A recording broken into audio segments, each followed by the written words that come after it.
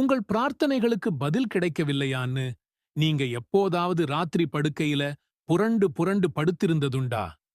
மனசுல ஒரு பாரம், கண்ணுல ஒரு ஈரம், ஏன் எனக்கு மட்டும் இப்படின்னு ஏங்கியதுண்டா? இந்த வெள்ளிக்கிழமை உங்க வாழ்க்கையின் போக்கையே அடியோடு மாற்றக்கூடிய ஒரு ரகசிய துஆவை நான் உங்களுக்குச் சொல்லப் போகிறேன். இது வெறும் வார்த்தைகள் இல்லைங்க.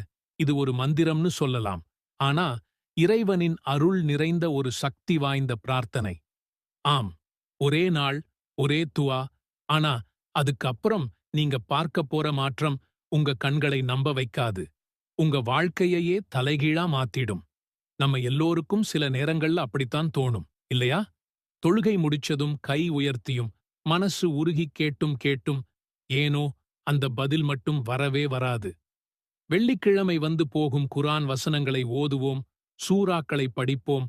ஆனா, கஷ்டம் மட்டும் அகலவே அகலாது. கடன் தொல்லைகள் கழுத்தை நெருக்கும், வேலை இல்லாத பயம் மனசை அரிக்கும், குடும்பத்தில சண்டைகள், உடல்நல பாதிப்புகள். இதில் ஏதாவது ஒண்ணு உங்க மனதை எப்போதாவது கனத்திருக்கிறதா?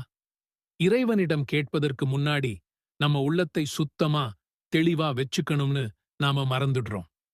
நம்ம மனசுல 1008 கவலைகள், குழப்பங்கள், கோபங்கள். அப்போ நாம சொல்ற வார்த்தைகள் வெறும் உதட்டளவுல தான் இருக்கும்.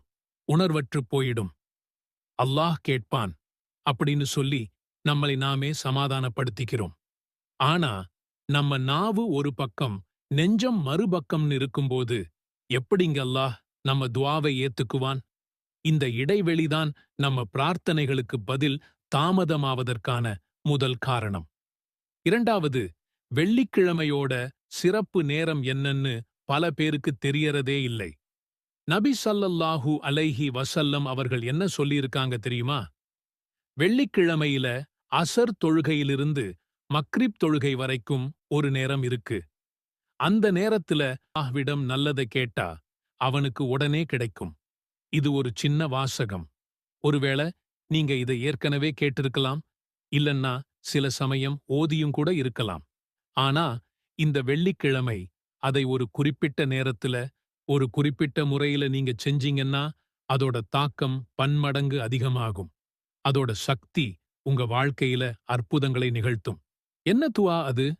ஹஸ்புனல்லாஹு வ நிஅமல் வக்கீலு, நிஅமல் மௌலா, வ நிஅமன் நஸீர். இந்த வார்த்தைகள் வெறும் ஓசை இல்லைங்க. இது இறைவனின் மாபெரும் சக்தியை உணர்த்தும் ஒரு பிரகடனம்.